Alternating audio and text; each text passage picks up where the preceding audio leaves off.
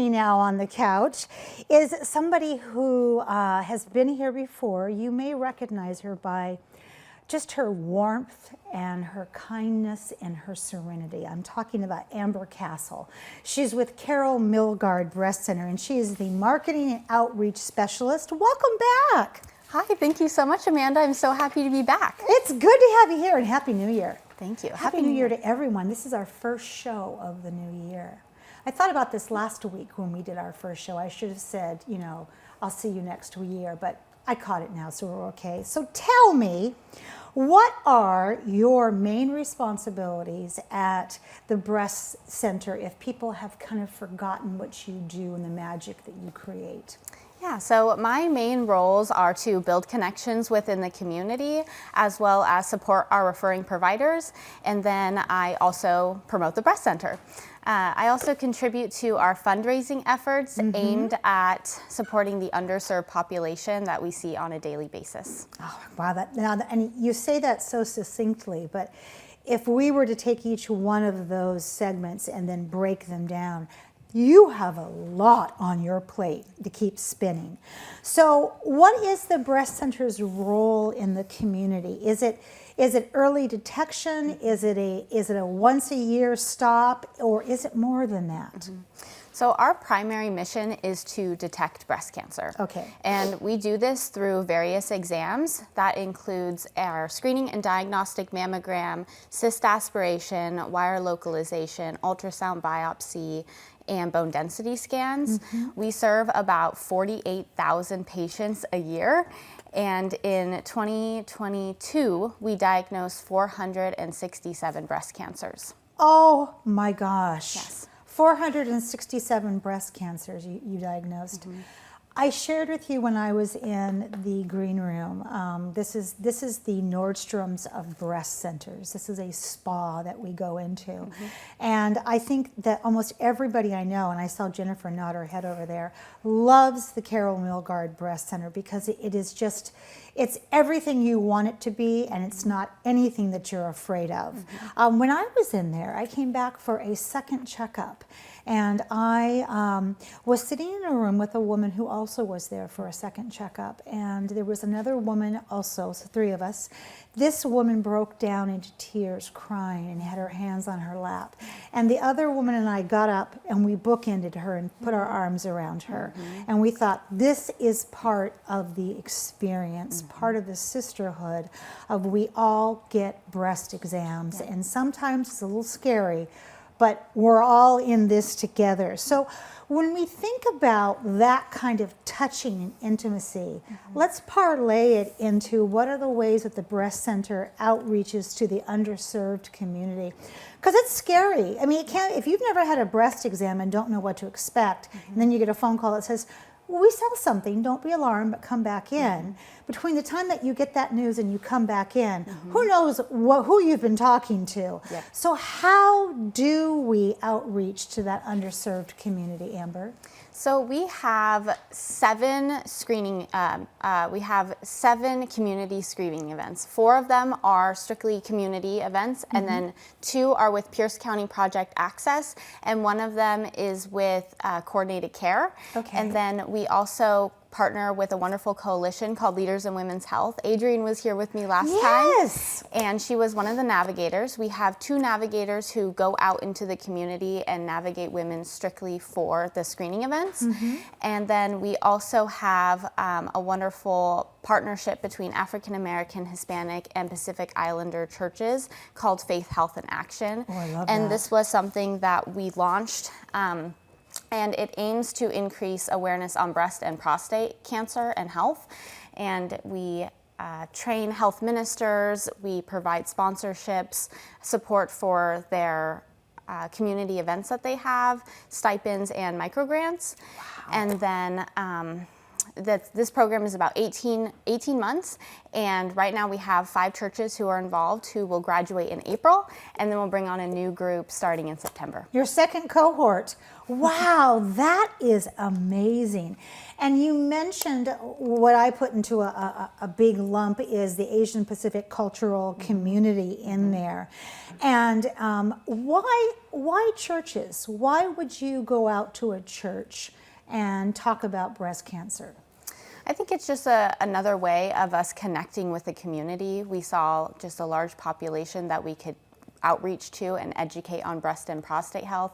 It was kind of a touchy subject within that population, and we found a way to navigate and just talk about these things and make it more comfortable. Exactly. And when you say prostate, we're talking about men. Yes. Can women get prostate cancer? That's a good question. I don't think we can. I don't think we have that kind of Yeah, prostate gland I don't think so. in there. Yeah, but Carol Milgard is for men also who Yes. have been to their doctor and been referred in. So it serves everybody. So let's talk about screenings for 2024. What's coming up? Yeah, so we have, these are our 4 community events that we have coming up. We have our upcoming one, which is March 17th. It's on a Sunday, and it's from 7 a.m. to 3:30 p.m. Our June date is still to be determined, but we are aiming for a Sunday date. Okay. Saturday, September 14th from 7 to 3:30 p.m. and Saturday, December 7th from 7 to 3:30 p.m. Outstanding. I should say that scheduling for our screening mammograms, our screening events as well, is on a first come, first served basis. Okay. So you must call to schedule, and we recommend doing this at least 2 weeks in advance to just make sure that you're securing that date. Okay. And then also, walk-ins are not welcome. You must call to schedule. There we go. We used to do walk-ins long before that COVID thing showed up, but now we don't. So when we talk about the screening events, because I'm thinking about the woman out there who has never heard of Carol Milgard, and this is the first time she's hearing that we have this beautiful spa, experience waiting for you right across from Cheney Stadium in there. How do they need to go to their primary provider first, or can they take the number off the screen that we're showing below your beautiful face and call and get an appointment that way? Yes, they can call that number that is directly below my face Good. and go ahead and schedule their appointment. That works just fine. How can you make it any more simple? How many more barriers can you lower? Thank you very much. Because, boy, I'll tell you what, when we're all busy, very, very busy. Jennifer runs her own business over there and was probably up till 2 in the morning getting ready for the work before she got here to do the smoothie work. So several steps to one thing can be really difficult to achieve in our busy lives. So it's great when we know it's just one phone call and that's it. So who can attend the screening events? You mentioned you've got some patient navigators out there who are talking to women, who are spreading the news, getting them to come in for early detection. But let's also talk about men. How do you get men in? So we usually I think with men, it's more of a primary care provider that would recommend them to come in. Their primary care provider notices something or maybe suspects that there might be something going on. That's who would refer the men to our clinic. But our screening events are primarily for the underserved patients. So people who may not have insurance or be underinsured, they will come into our events and be screened that way. Okay. But it's important to note that if someone does have health insurance, it will be billed accordingly. However, if they do not have health insurance, our event coordinator will walk them through the financial aid process. Making it so easy, so easy. So when you look at those screening events that you planned in 2023 for 2024, what were the goals in terms of the underserved population within the community? Because you guys have great data. So our goal has consistently been to serve at least 200 patients through our screening events. And our most recent event, which was December 5th of 2023, we reached full capacity. So that was really exciting for all of us who are involved. And through the screening events in 2023, 13 patients did receive financial aid. Wow. It's also important to note that if someone does need financial aid, they can come in at any open scheduling day. We just emphasize the importance of having these particular screening event dates for patients who might not otherwise attend without the navigation from Leaders in Women's Health and the extra assistance that they receive on the event day. Exactly. You are basically just saying we just want to be everything for you on that day. So let's talk about how is the financial aid program supported?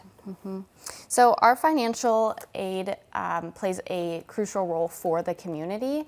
In 2022, 478 patients received financial aid, totaling over $400,000 in care.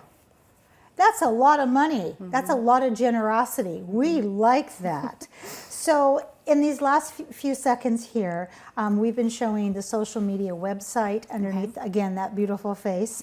Who do we need to thank for all of the health and wellness that Carol Milgard provides? So we just want to thank everyone who has ever been a part of this program. Yes. We have a huge fundraising event called our Mammogram Save Live Luncheon, and our presenting sponsors for it this year are Strickard's Her Cold Families, as well as our South Sound Care Foundation. Oh, and look at this. And there it is, all in pink, ready for you to circle St. Patrick's Day and to get your appointment. Amber, I want to say thank you. And that just doesn't seem enough, because every day you encounter women who need help. It may not be the happiest time for them, but you are so secure and confident in your knowledge that you give a sense of safety to people. So thank you so much for what you do. And I want you back on, given all the screenings you have. I want you back on sooner than later, okay? Thank you so much. You're welcome. We have much more to come on CityLine. Don't go away. We'll be right back.